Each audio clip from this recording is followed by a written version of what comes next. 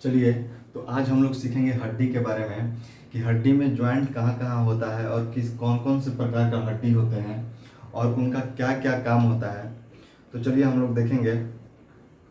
देखिए जॉइंट्स, देखिए हड्डियों के जॉइंट्स को हम लोग संधि कहते हैं, ठीक है।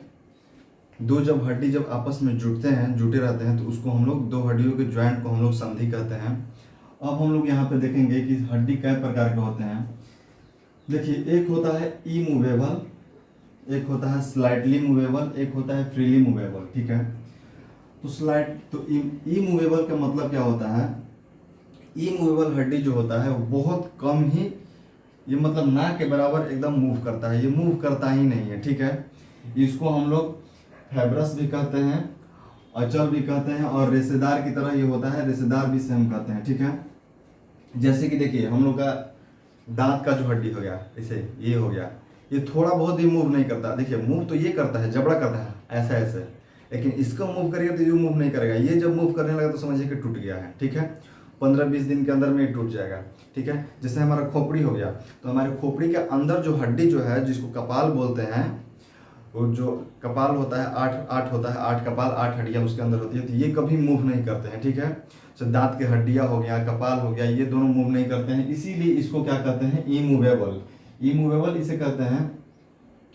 कभी कभी क्वेश्चन में पूछ भी देता है कि कौन सा ऐसा देखिए इसको सूचर भी कहते हैं, सूचर। तो क्वेश्चन में ये कभी कभी पूछता है कि कौन सा ऐसा सूचर है जो मूव नहीं करता है, ठीक है। तो सूचर का मतलब आप समझ लीजिएगा कि इमूवेबल के बात कर रहा है, ठीक है। तो इमूवेबल में दांत आ गया, ये स्कल आ गया, ठीक है, ये सब कभी मूव नहीं करते हैं। चलिए अब हम लोग अगला देखेंगे। अगला होता है साइलेंटली मूवेबल। साइलेंटली मूवेबल में क्या होता है? Slightly movable.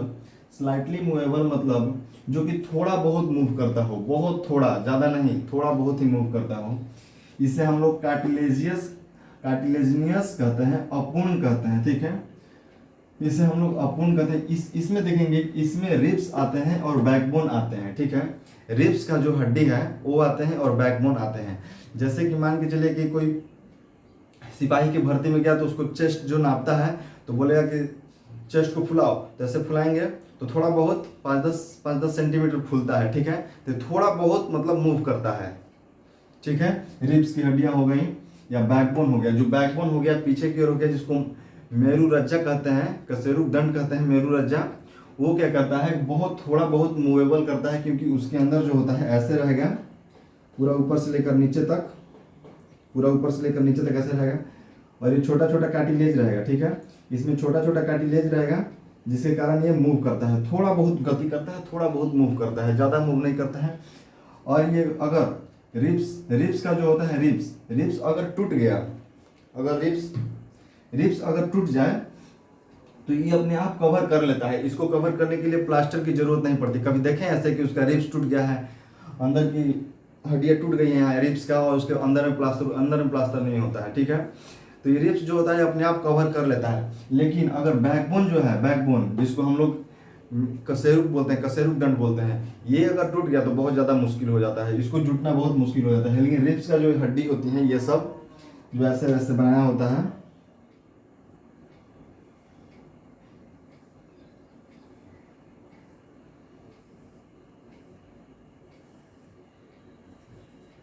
जो यहाँ पे ऐसे हड्डी ऐसे बनाया होता है, तो ये वाला अगर टूट जाएगा तो अपने आप कवर हो जाता है, ठीक है। मेरा तो ड्राइंग भी उतना अच्छा नहीं, हमसे बन भी नहीं रहा है। चलिए, तो ये क्या करता है कि थोड़ा बहुत गति करता है, जिसमें आ जाते हैं रिब्स, आ जाते हैं बैकबोन, आ जाते हैं, ठीक है। अब हम लोग अगला देखेंगे कि फ्रीली मूवेबल। फ्रीली मूवेबल मतलब इसको बोलते हैं फ्रीली मूवेबल। ये पूर्णतः तरीके से, इसको अपूर्ण मतलब थोड़ा बहुत मूव करेगा, और इसको पूर्ण मतलब पूर्णतः तरीके से ये मूव करेगा, कोई दिक्कत नहीं होगा, हर डायरेक्शन में मूव कर देगा। जैसे कि हमारा हाथ हो गया, हाथ हमारा ऐसे ऐसे भी मूव कर सकता है, ऐसे ऐसे भी मूव कर सकता है, ऊपर नीचे भी कर देगा, दाहिने बाएं भी मूव कर सकता है। तो ये पूर्णतः तरीके से ये मूव करता है, इसीलिए इसको फ्रीली मूवेबल कहते हैं, ठीक है। अब इसमें हम लोग एक चीज देखेंगे कि देखिए इमूवेबल हो गया, स्लाइटली मूवेबल हो गया, फ्रीली मूवेबल हो गया, सबका एक एक साइंटिफिक नेम भी है। जैसे इसका फाइब्रस, कार्टिलेजिनियस, इसका हो गया साइनोवियल, ठीक है। अब देखिए जो फ्रीली मूवेबल है पूर्ण वाला, देखेंगे इसमें बहुत सारा पार्ट होता है, इसमें क्या क्या होता है, ठीक है। तो हम लोग पहला देखेंगे ball and socket joint. Ball and socket joint किसी भी सॉकेट है, जैसे बिजली का ही सॉकेट है तो उसमें हम लोग प्लग लगा देंगे। ऐसे बिजली का ही कोई सॉकेट है, यहाँ पे हम ऐसे प्लग लगा देंगे, ये ऐसे, तो ये गोल गोल घूम सकता है, ठीक है। तो बॉल एंड सॉकेट ज्वाइंट जैसे ये है, ये हमारा बॉल हो गया, ये वाला पूरा बॉल हो गया इसे गोल, इसमें ये सॉकेट जैसे लगा दिए, तो बॉल एंड सॉकेट ज्वाइंट इधर इधर भी घूम सकता है, ऐसे ऐसे भी घूम सकता है। तो ये पूरे तरीके से ये हर डायरेक्शन में इसको घुमा सकते हैं, तो इसीलिए इसको हम लोग बॉल एंड सॉकेट ज्वाइंट बोलते हैं। बॉल एंड सॉकेट ज्वाइंट जो होता है ये बड़ी हड्डियों में जुड़ा होता है, जैसे पैर की हड्डियों में बॉल एंड सॉकेट ज्वाइंट, जैसे हाथ की हड्डियों में यहाँ पे बॉल एंड सॉकेट ज्वाइंट। तो बॉल एंड सॉकेट ज्वाइंट जो होता है जो कि बड़ी बड़ी हड्डियों में जुड़ा रहता है एक दूसरे पे, ठीक है। अब हम लोग देखेंगे आगे सैडल। सैडल क्या होता है, तो सैडल में हम लोग देखेंगे, सैडल में हम लोग देखेंगे कि सैडल जो होता है ये होता है बॉल एंड सॉकेट ज्वाइंट का ही एक छोटा पार्ट होता है, ठीक है। बॉल एंड सॉकेट ज्वाइंट का छोटा पार्ट जो होता है उसे हम लोग सैडल कहते हैं। जैसे कि देख लीजिए एक एग्जांपल देते हैं, जैसे कि बॉल एंड सॉकेट ज्वाइंट ये हो गया, ये ऐसे ऐसे घूम रहा है, बॉल जो है ये बॉल, इस सॉकेट जो ये बॉल में ऐसे डाला हुआ है, ये हर तरह मूव कर रहा है। तो इसका जो छोटा पार्ट होगा इसे हम लोग सैडल कहते हैं, इसका छोटा पार्ट। जैसे कि देखिए ये हमारा थंब हो गया, तो एक निश्चित अनुपात में सारे दिशाओं में ये मूव करेगा, ऐसा भी मूव करेगा, ऐसा भी मूव करेगा, ऐसे ऐसे हर दिशाओं में, ऐसा भी मूव करेगा, ऐसा भी मूव करेगा, ऐसा भी मूव करता है। तो इसको हम लोग सैडल ज्वाइंट जो होता है ये कुछ नहीं होता है, बॉल एंड सॉकेट ज्वाइंट का ही छोटा पार्ट होता है, इसे हम लोग सैडल ज्वाइंट कहते हैं। जैसे देखिए फिंगर हम लोग का 4 होता है और चारों फिंगर का एक अलग में दिया होता है ये थंब इसलिए अलग में दिया होता है क्योंकि ये सबका काम एक जैसा है, लेकिन इसका कुछ इससे अलग है। ये चारों दिशाओं में एक सीमित दिशाओं में एक सीमित में घूम सकता है ये ऐसे ऐसे, लेकिन जो अंगुली है सब दिशाओं में नहीं घूम सकता, इधर ले जाएंगे तो दर्द करने लगेगा, नहीं घूम पाएगा, ठीक है। तो ये सैडल ज्वाइंट आप लोग समझ गए होंगे। अब हम लोग आगे देखेंगे हिंज ज्वाइंट। हिंज ज्वाइंट में क्या बोलते हैं, हिंज ज्वाइंट जो होता है इसको हम लोग कब्जा कहते हैं, ठीक है। इसको हम लोग हड्डियों का कब्जा कहते हैं। हड्डियों का कब्जा इन द सेंस कहने का कि कब्जा जो होता है गेट का, जो एक तरफ कब्जे वाला गेट जो होता है जो एक तरफ खुलता है, इसे हम लोग कब्जा कहते हैं। जैसे कि एक एग्जाम्पल देते हैं हम, कोई गेट है, ठीक है, एक ही तरफ से खुलने वाला है, देखेंगे लिखा रहता है पुल एंड पुश। पुल लिखा हुआ है, पुश कर दीजिएगा टूट जाएगा, आगे की ओर गिर जाइएगा। तो एक ही तरह से गेट जो खुलता है उसे हम लोग हिंग कहते हैं, हिंग ज्वाइंट, मतलब कब्जे वाला संधि, ठीक है। कब्जे वाला संधि का मतलब ज्वाइंट होता है, कब्जे वाला संधि इसको कहेंगे हिंग ज्वाइंट को।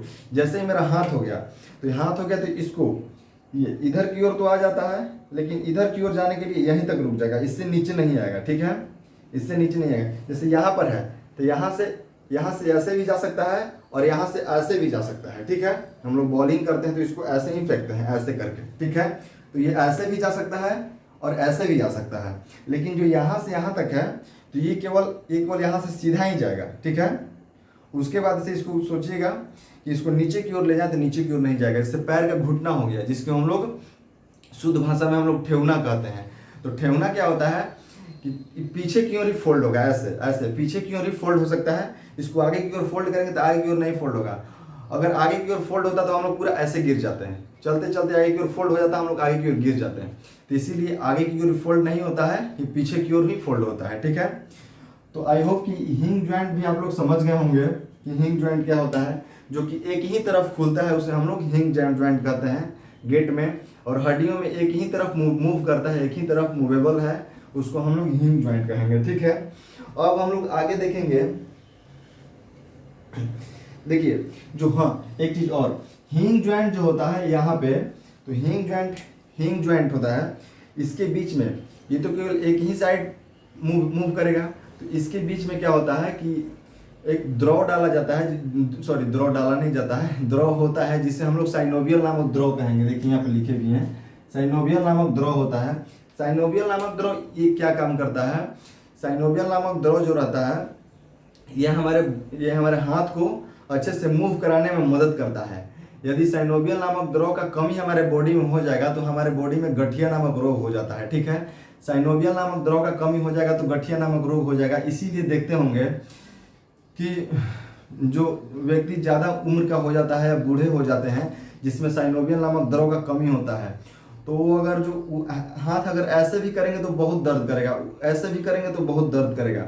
जैसे कोई मतलब मोटर है, ठीक है, कोई वायरिंग है, वायरिंग में अगर तेल ग्रीस डालते रहिएगा तो अच्छे से काम करते रहता है। ठीक है, अगर ग्रीस का कमी हो जाएगा, जैसे गेट है, गेट है, अगर गेट में कब्जा में अगर आप ग्रीस डालिएगा, तेल डालिएगा तो अच्छे से गेट खुलेगा, बंद होगा। लेकिन उसका तेल नहीं डालिएगा, ग्रीस नहीं डालिएगा, ग्रीस का कमी हो जाएगा तो क्या करेगा, अच्छे से नहीं खुल पाएगा और चों चाय इस तरह का आवाज़ आता है, उसमें से बहुत इरिटेटिंग साउंड होता है। तो उसी तरह बूढ़े लोगों में क्या होता है कि साइनोवियल नामक द्रव जो होता है उसकी कमी हो जाती है, जिसके वजह से उनके हाथों में दर्द हो जाता है, गठिया रोग हो जाता है और उनके हाथों में दर्द हो जाता है। इसीलिए कोई बूढ़े लोग को देखिएगा कि बैठेंगे तो उनको उठने को कहिएगा तो उठने में कम से कम 1 मिनट लगा देंगे, ऐसे पकड़ करके धीरे धीरे आराम से उठेंगे। बैठने को कहिएगा तो ऐसे पकड़ करके धीरे धीरे बैठेंगे, उठेंगे भी तो डंडा के सहारे चलेंगे उठ करके। ठीक है, तो बुढ़ापा में बहुत ज़्यादा दिक्कत तो हो ही जाता है। तो साइनोवियल नामक द्रव जो होता है इसी के कमी की वजह से गठिया रोग होता है, गठिया नामक रोग होता है और हमारे और बॉडी में उठने में, बैठने में, चलने में परेशानी होती है। ठीक है, देखिए अब क्या देखेंगे हम लोग, पाइवोट। पाइवोट क्या होता है? पाइवोट क्या होता है? पाइवोट को हम लोग खुट्टी कहते हैं। ठीक है, पाइवोट को हम लोग खुट्टी कहते हैं। देखिए जैसे कि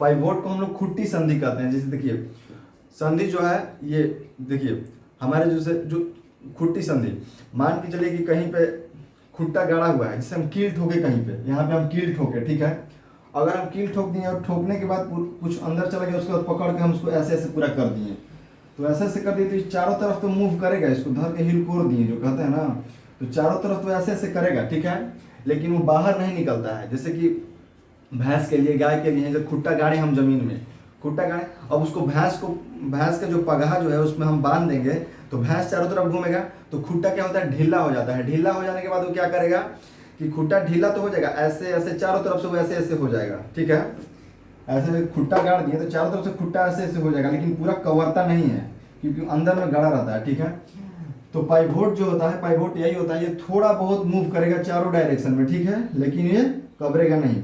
जैसे कि हमारा गर्दन हो गया, इसको हम लोग खुट्टी संधि कहेंगे। ये हमारे थोड़ा बहुत हर डायरेक्शन में मूव करता है। जैसे देखिए इधर हर डायरेक्शन में थोड़ा बहुत, आगे पीछे, इधर हर डायरेक्शन में थोड़ा बहुत मूव करता है। इसे हम लोग क्या कहते हैं, पाइवोट संधि कहते हैं। ठीक है, अब हम लोग देखेंगे ग्लाइडिंग क्या होता है। ठीक है, ग्लाइडिंग संधि जो होता है, ग्लाइडिंग संधि को हम लोग देखेंगे। देखिए ग्लाइडिंग संधि को हम लोग समझेंगे कि ग्लाइडिंग संधि जो होता है, ये हड्डी जो होता है एक दूसरे के ऊपर फिसलता है, जिसे हम लोग ग्लाइडिंग संधि कहते हैं। देखेंगे कोई भी आदमी होता है, इसे हाथ से पकड़ेगा और पकड़ने के बाद ऐसे करके ऐसे ऐसे करने लगता है, तो ऐसे ऐसे करने लगता है तो ये जो छोटे छोटे जो हड्डियां हैं, एक हड्डियां दूसरे के ऊपर फिसलती हैं। ठीक है, या हम लोग ऐसे हाथ किए, तो हमारी पूरा हड्डियां हैं एक दूसरे के ऊपर पूरा फैल हो जाता है। ऐसे करेंगे तो हड्डी सिकुड़ जाता है। तो छोटे छोटे हड्डियां जो होती हैं, जो एक दूसरे पर फैलती हैं, ये एक दूसरे से फिसलती हैं, उसे हम लोग ग्लाइडिंग कहते हैं। ठीक है, तो ग्लाइडिंग एक दूसरे को फिसलती है, उसको हम लोग ग्लाइडिंग कहते हैं। अब हम लोग देखेंगे द्रव, तो आपको बता ही दिए हिंग जॉइंट में द्रव साइनोवियल नामक, इसे जो द्रव होता है, द्रव लिक्विड जिसको हम लोग साइनोवियल नामक द्रव बोलते हैं, इसलिए हमारे बॉडी में अगर जो कम रहेगा तो गठिया नामक रोग हो जाएगा, जिस कारण बहुत ज़्यादा दिक्कत होता है उठने बैठने चलने में। साइनोवियल नामक द्रव रहता है तो हमारे बॉडी में, इसी के कारण हमारे बॉडी का पार्ट जो होता है, हड्डियाँ, अस्थियाँ, ये मूव कर पाता है अच्छे से। अब हम लोग यहाँ पे कुछ देखेंगे। देखिए गठिया हो जाने से क्या प्रॉब्लम होता है। गठिया जो हो जाता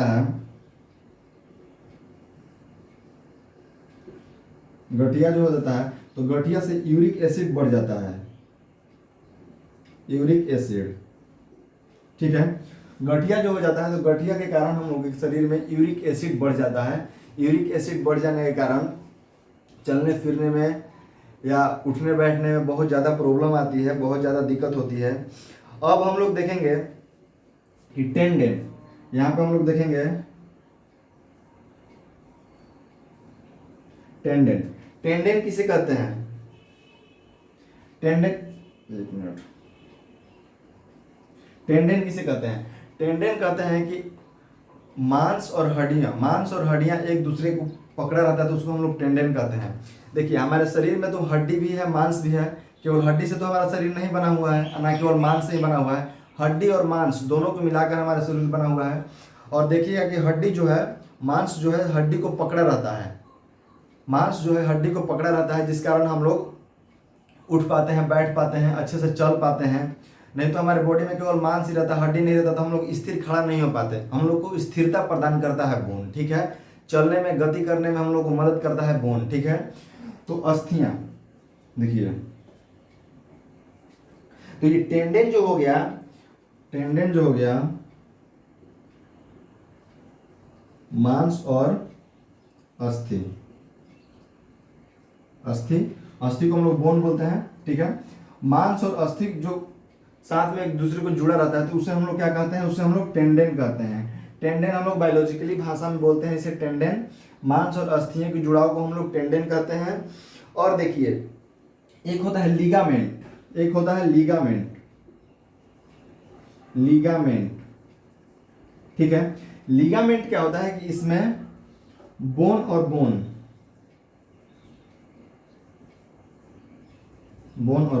देखिए, दो बोन जब एक ही साथ जुड़े होते हैं तो उसे हम लोग लिगामेंट कहते हैं। यानी दो अस्थियां, एक अस्थि और एक अस्थि दोनों मिल करके लिगामेंट बनते हैं, ठीक है। अब तो आप बोलिएगा कि इससे पहले आप समझाए कि मांस हड्डी के साथ जुड़ता है, तो ये कैसे बोल दिए कि हड्डी हड्डी के साथ जुड़ता है? तो इसमें हम लोग देखेंगे कि यहाँ पर कोई हड्डी है, ठीक है, यहाँ पर कोई हड्डी है, ठीक है, कोई यहाँ से हड्डी आया, ठीक है, ठीक है। तो ये दोनों हड्डियों के ज्वाइंट के जो बीच में ये जो जुड़ा रहता है, ठीक है, ये कार्टिलेज रहता है और इसके बीच में साइनोवियल द्रव भरा होता है, ठीक है। और ये एक हड्डी दूसरे हड्डी के ऊपर जुड़ाव को हम लोग कहते हैं लिगामेंट। बोन, एक बोन दूसरे बोन को जुड़ा रहता है उसे हम लोग कहते हैं लिगामेंट। जैसे देखिए मेरा हाथ हो गया, तो एक हड्डी यहाँ वाला और एक हड्डी यहाँ वाला, दोनों के सेंटर जो होता है यहाँ पे बीच में, उसे हम लोग कहते हैं, दो हड्डी एक साथ जुड़ा होता है जिसके ऊपर दोनों काम करता है, उसे हम लोग कहते हैं लिगामेंट, ठीक है। तो लिगामेंट समझ गए आप लोग क्या होता है कि बोन और बोन आपस में जुड़े रहते हैं, जिसको हम लोग लिगामेंट कहते हैं। टेंडेन समझ गए, मांस और अस्थियों को, मांस और बोन को जुड़ा रहता है जिसे हम लोग कहते हैं टेंडेन। जैसे मांस और बॉडी, जैसे कि यहाँ पे हमारे हड्डी है, हड्डी भी है यहाँ पर, हमारे मांस भी है, लेकिन यहाँ पे देखिएगा तो यहाँ पर एक हड्डी और यहाँ पर दूसरा हड्डी, ठीक है, दोनों हड्डियों की संधि है, जोड़ है, ठीक है। ठीक है, मांस और अस्थि, मांस और हड्डी को हम लोग कहेंगे टेंडेन और हड्डी और हड्डी को हम लोग कहेंगे लिगामेंट। गठिया रोग जो हो जाता है, यूरिक एसिड बढ़ जाता है जिस कारण गठिया रोग होता है। और यूरिक एसिड कब बढ़ता है? जब हमारे बॉडी में साइनोवियल द्रव जो होता है, यहाँ पर कार्टिलेज के पास साइनोवियल द्रव जो होता है, साइनोवियल द्रव की कमी हो जाती है जिस कारण गठिया रोग हो जाता है। इसे चलने फिरने में, बैठने उठने में बहुत ज़्यादा प्रॉब्लम होता है, फेस करना होता है, ठीक है। फ्रीली मूवेबल तो समझ गए, ये पूर्णतः तरीका से घूमता है। इसमें आ जाता है ball and socket joint, saddle आ जाएगा, हिंग्स आ जाएगा, पाइवोट आ जाएगा, ग्लाइडिंग आ जाएगा, ठीक है। स्लाइटली मूवेबल और पूर्ण, इसमें रिब्स आ जाएगा और बैकबोन आ जाएगा, थोड़े बहुत गति कर सकते हैं। और इमूवेबल होता है जिसमें थोड़ा बहुत भी गति नहीं करता है, जैसे इसमें दांत आ गया, खोपड़ी आ गया, इसको हम लोग सूचर कहते हैं, ठीक है। तो चलिए, आई होप कि आपको ये सब समझ में आया होगा। तब तक मिलते हैं नेक्स्ट वीडियो में, तब तक के लिए धन्यवाद।